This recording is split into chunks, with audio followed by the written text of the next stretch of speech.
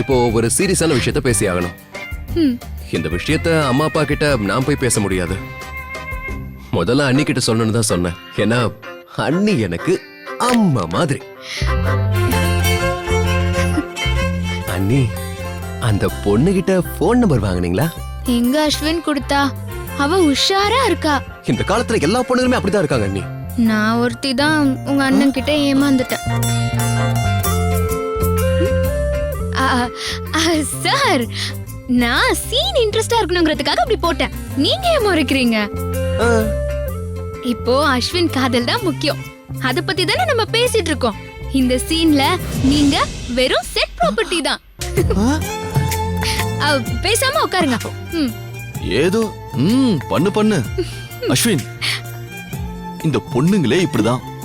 நம்ம காதலிக்கிறோன்னு ஒரு வார்த்தை சொல்லிட்டோன்னு வையே, அவ்வளவுதான். பாம்ப பொட்டியில அடைக்கிற மாதிரி நம்மள அடக்கி வச்சிருவாங்க.